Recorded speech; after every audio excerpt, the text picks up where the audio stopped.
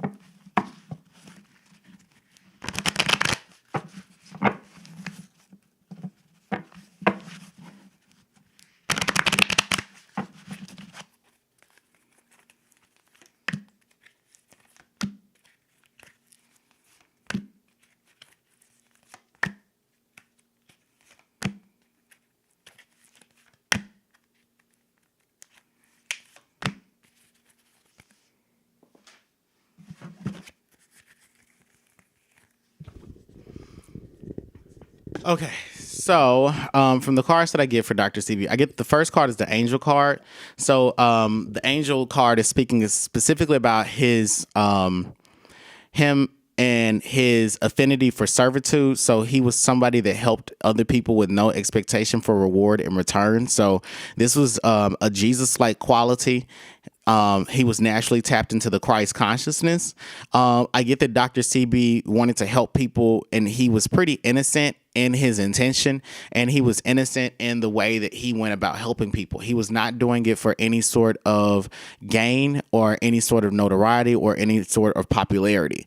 Much rather, he just wanted other people to better themselves and to live better lives and that would be indicated by the angel card. The rescuer card is talking about him being a healer. He felt like he had to really, he felt like people were, people were perishing because of their lack of knowledge, essentially. So he provided strength and support to them by making them more knowledgeable about the things that they were doing and how that was contributing to or taking away from their lifespan.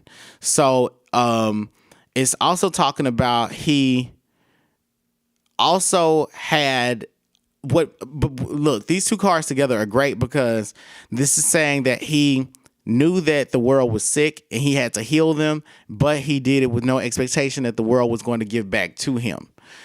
So he was he had a humanitarian's personality.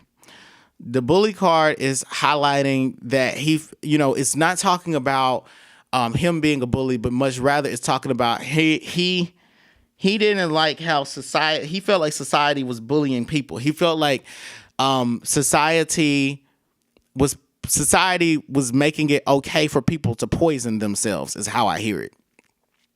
I don't really know much about Dr. Sebi's teachings. I know that he taught a lot about natural medicines and how to heal yourself using holistic healing practices.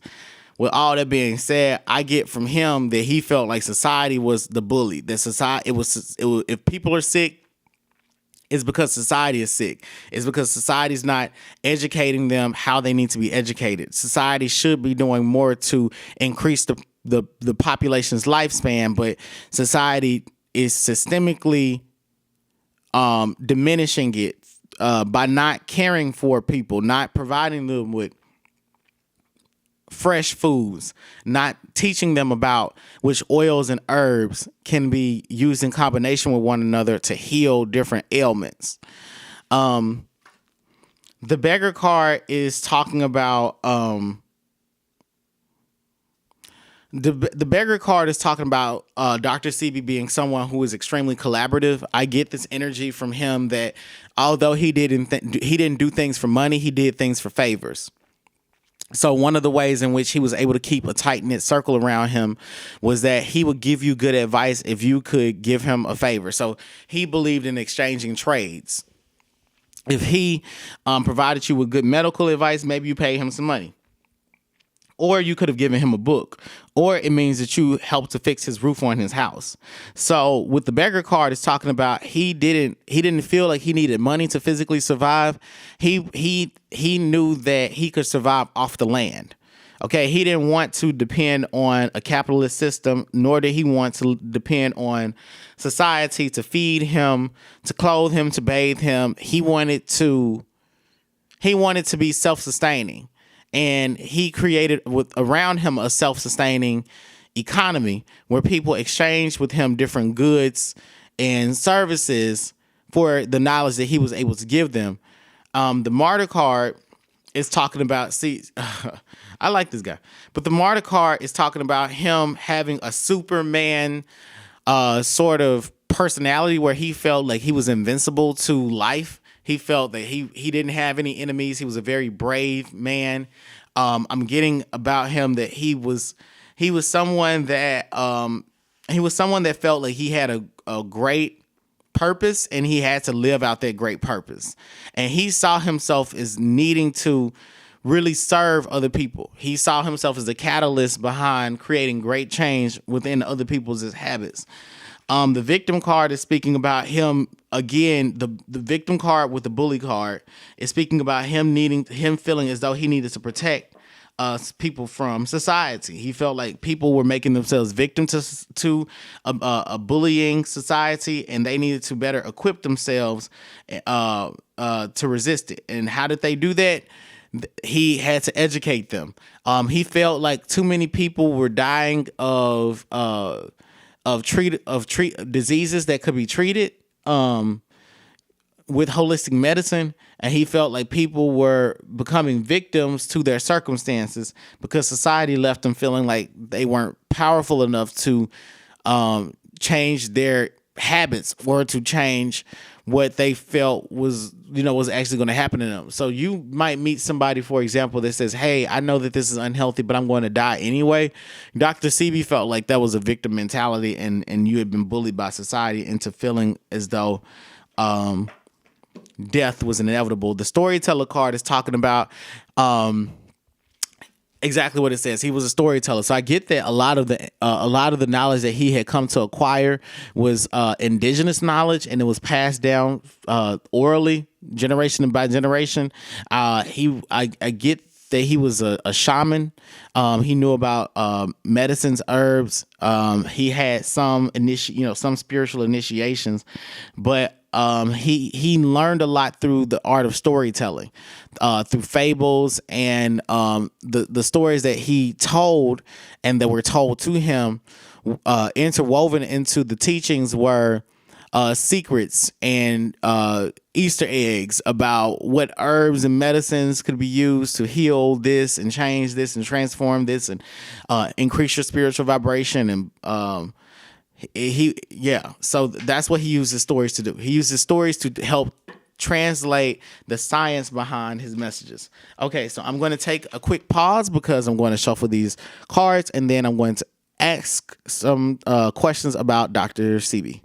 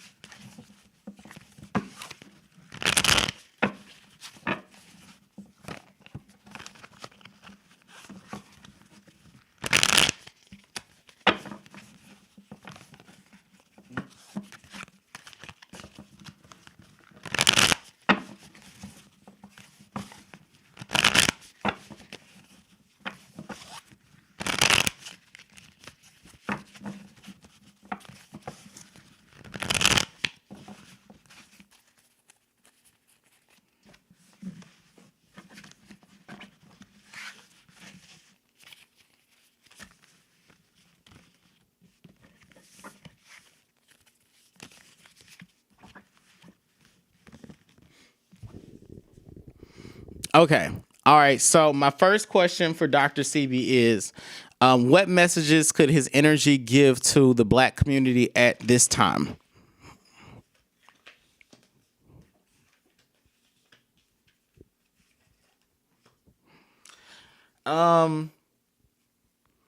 I get the world card, and the energy that I'm getting from the world card is that he feels like the world is coming to an end, or that things are.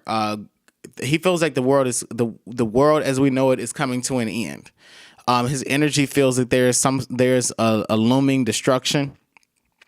A looming doom that the world will have to endure, and it's best for everybody to be prepared for it as far as like having supplies and the knowledge, just in case there's some sort of apocalypse. The Ace of Cups is talking about he feels that the Black community needs to open its mind up more, or to become more knowledgeable about wicked powers in high places. The Seven of Hazards is he wants people to be skeptical, Black people to be skeptical about society experimenting on them. I get that he has this conspiracy theory energy about him. Okay, I'm not saying this is in any way true, so please don't take this as an endorsement from me or Barong Samedi. But I get that this is the energy that's coming from Dr. Sebi. So if you're a follower of him, you can continue following this particular message. But he's saying be wary or be mindful of society trying to experiment on you medically, especially with different. Be careful of research studies that you're participating in.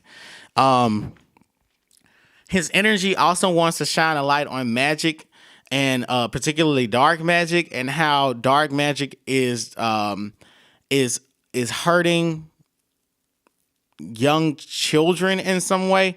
It's like he feels like his energy is trying to shed light on how wicked powers in high places are doing magical work to disconnect children from their parents, Black children from their parents. It's causing Black children to feel like to die on the inside spiritually. It's like it's like killing the light inside of them. The Eight of Swords, the Eight of Hazards, the Four of Wands. He also, again, it's a lot about he's warning of experimentation. He's also warning of being captured. He's saying, be careful with the police, try to definitely look into the police and things with organs. Cause I get the eight of swords here, and it's something about being captured, organs. The Eight of Hazards with the do not open is essentially saying to me that there's something about Black men and their heads being valuable, or their knowledge or their brains being valuable. And then the Four of Wands is saying that this is all to create dysfunction in the home. So the effects of this is that it creates dysfunction in the home for Black people. So he's also saying that fathers need to keep their children on a leash, whether they it's going to be up to men or fathers, masculine. Well, he's saying men. Okay, I'm not even going to sugarcoat his words, but he's specifically saying men. It's up to the men, and he feels like males, like cisgender men. He's like, it's up to cisgender. Well, he wouldn't say cisgender, but I'm saying he's defining it as he would define it. I would say cisgender men, it's up to them to rear and raise young boys to become leaders. He also feels like women have to understand. He feels like food is poisoning people's minds and causing for them to have a crab in a barrel mentality.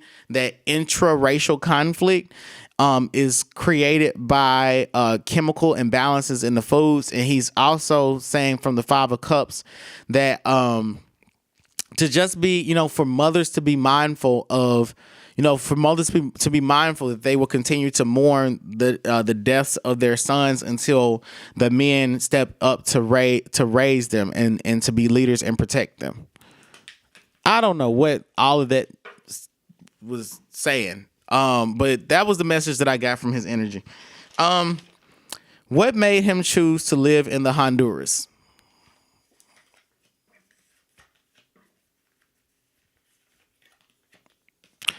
He was he had a I don't know if he was married, but I do get there's a woman that he was romantically involved with there. And I get that she had, she was I get that she had, she had mixed ancestry. I don't get that she was from the I don't get that she was a black American woman from the South. You know what I mean? I don't get that about her. I get a more mixed ancestral vibe, but I do get like South American ancestry from her. Um, I also see that he liked the privacy in the Honduras. That it was for spiritual purposes. That it's geographically, it's a very spiritual place. That there was a community of people that he could connect to, like indigenous people, an indigenous community that surrounds the Honduras that he wanted to learn from. And also because the plants and herbs that are in the Honduras, it was relevant to that type of magic and healing work that he needed to do. So it was for those purposes that he was in the Honduras. All right. So what helped him in his Supreme Court win? What helped him in his Supreme Court win? I get that. Let me see. Clarify. Okay. There were the witness testimonies and witness testimonies were what helped him. It was the fact that these people were claiming that they had been healed from it by eating, by a change in diet, the foods. The Emperor card is saying that he had a phenomenal attorney as well. Like he was lawyered up. Even if he represented himself, he had someone that helped to coach him through the process. And it was the Seven of Cups and then the Six of Cups is saying that one thing that happened was, I get that for the Supreme Court, the women were mainly the women sitting on the Supreme Court were pretty persuaded by what he had to say as far as like his medical knowledge. I get that they couldn't discredit the fact that he knew just as much as a medical doctor, and he knew more because he knew about the holistic sides of things. So it was the fact that he knew medical jargon and chemistry. It was very persuasive, but he also was very genuine in his knowledge about these things. Like he knew what he was talking about. The Six of Cups is saying that it's also about his community, his reputation in the community as well. That was factored in. So people in the community were like his children. And so the Supreme Court could see from a legal standpoint that he committed no crimes for what they were trying to charge him for, given all the evidence that was presented about his particular experience of preaching about holistic medicine. Was there anything spiritual involved with this?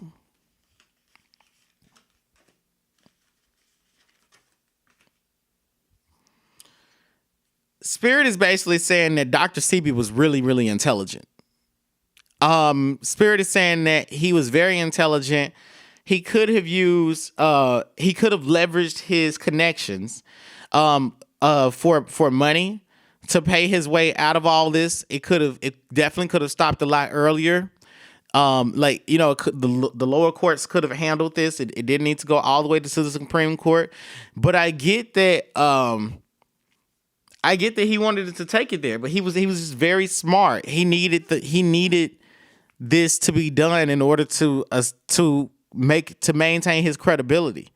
It was him versus it used to be him versus the court of public opinion, but now it's him versus the court of the Supreme Court of the United States of America. So it's it legitimated him. He needed this to be done, and he needed to prove that his experience and brain power, his life experience and his brain power were valuable to teach to other people and to use to heal the community. So, what did the Supreme Court think? The Supreme Court thought that he was very calm. They thought that he was charismatic. They liked his energy, even though they grilled him. The Supreme Court also felt like he had a lot of medical knowledge, that he knew a lot about the human body, that even then they were kind of inquisitive about him diagnosing some of their medical problems. And even then, some of the things he was talking about were not too far off from the things that they had heard from other medical practitioners that, when, medical malpractice cases had been presented in front of them. He definitely handled himself a lot more in a more poised and professional manner than those other people had. So all of those things matter in determining whether he would have received a guilty verdict or not. But mainly, the spirits are saying he was brilliant. Did he really have the cure to HIV, cancer, herpes, sickle cell, and diabetes?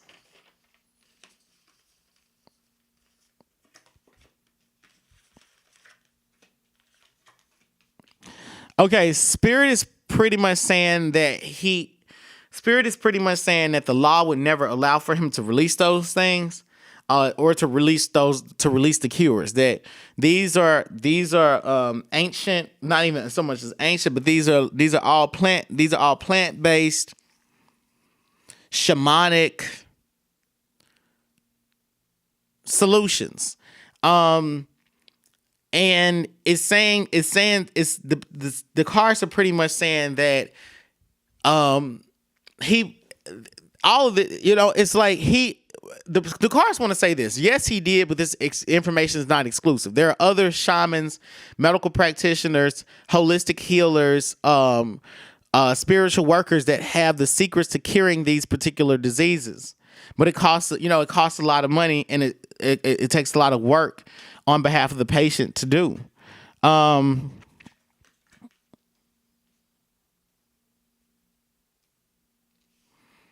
Spirit is saying that the woman that he was dealing with knows a lot of this information, and he gave it to her after them being married. I don't know if he was married, but I get that he was in a marriage, or maybe he was spiritually married to a woman. Regardless, she knows a lot. But yeah, he really did have those cures. The cards before are pretty much saying that he would be risking his life to. He would essentially be risking his life to reveal those those cures. The Nine of Hazard, because that's what the Judgment card is talking about. That it's almost like, as soon as he would have provided this information,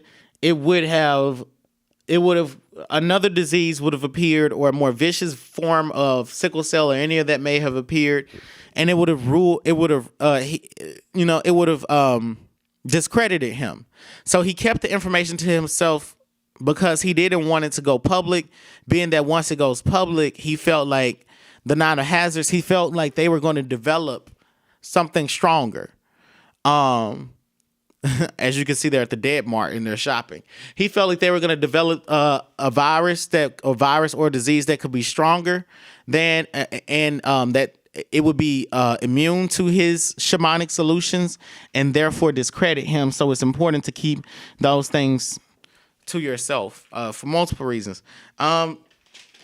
Did he really die from pneumonia? Did he really die from pneumonia?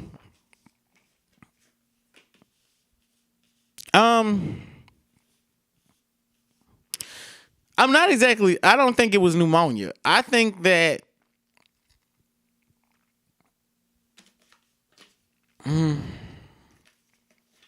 Oops, and a card fell. I'm just gonna reshuffle. I get that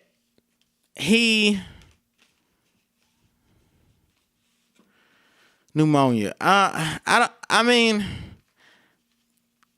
the cards are basically like he was old. Okay. The cards are basically like he was old and he could not live forever. Like they're like it's like about a life path thing. You know what I'm saying? Like this is not to say that he didn't die of pneumonia or he did die of pneumonia. It's just to say he died at the right time. Like when he was supposed to die was when he was supposed to die. It wasn't a premature death.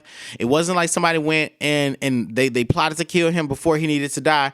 It's just to the point that, and I'm going to reshuffle, but it's just because I'm out of cards. But it's to the point that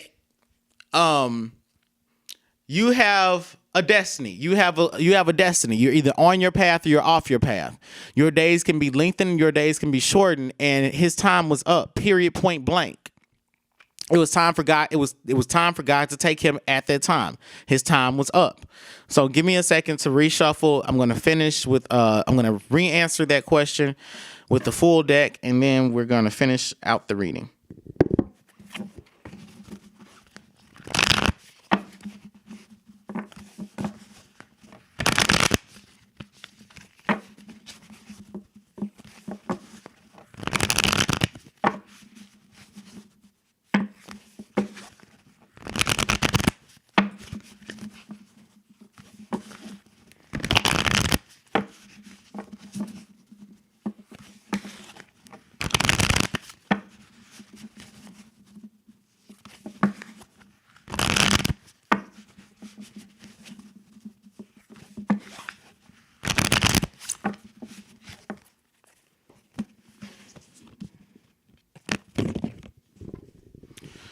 Okay, did he really die of pneumonia?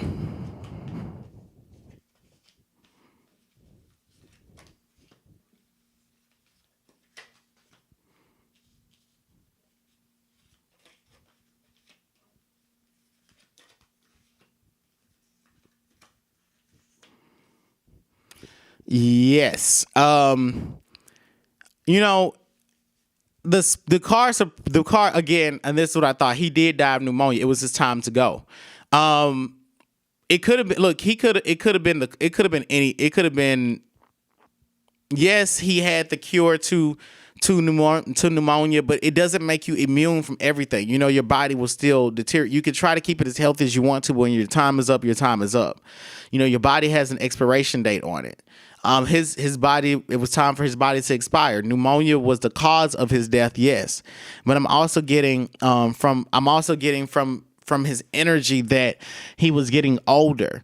And he was healing tons and tons of people. His body was getting it was spiritual exhaustion. I think that his story had to come to an. I get this energy about him that his story had to come to an end. But he had known about this for a while, because the temperance card is saying that he had 1 foot in and out the door with death anyway. So I'm getting that he had been staving off death by keeping his body up. And by, taking his powders, his medicine, so on and so forth. But he died when he needed to die. He didn't die a premature death. I don't even know when this man, I don't even know what age he died, but what I'm hearing about him is he died at an age that was an acceptable age to die, and that pneumonia was his cause of death. Yes, he could have tried to cure himself, but his body was just too weak it was time for him to go. There comes a certain point where your body just continues to get sick, because it's that's it for it. Was there a conspiracy to kill him?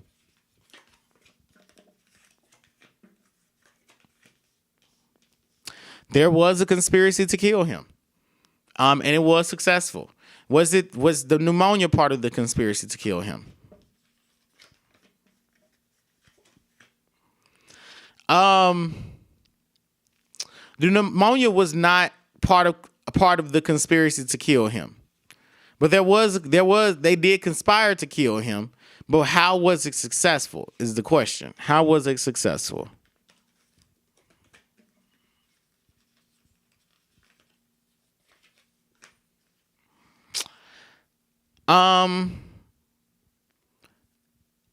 Pretty much they're saying that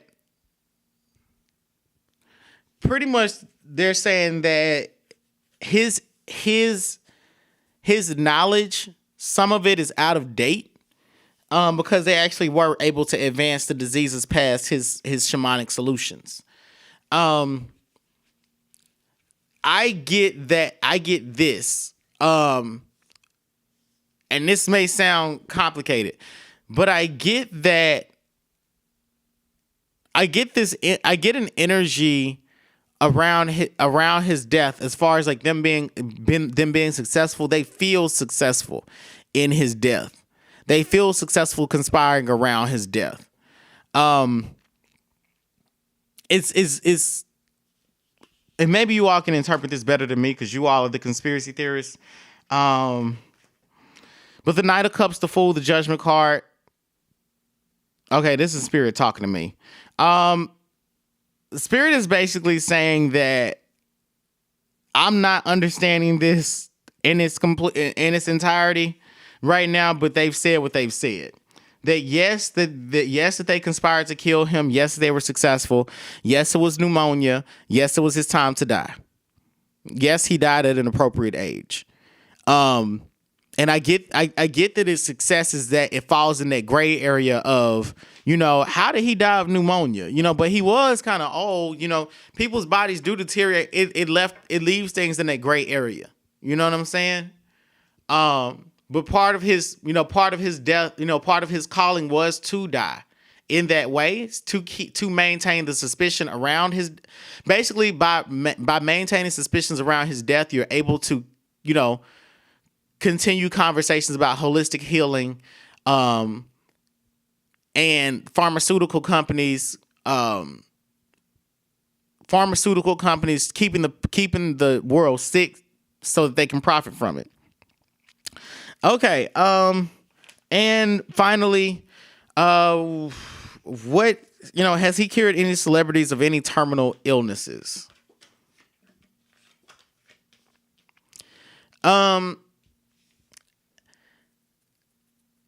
It's to be assumed, yes. And the main ways that he's done it is by helping them to, he's helped them to clear,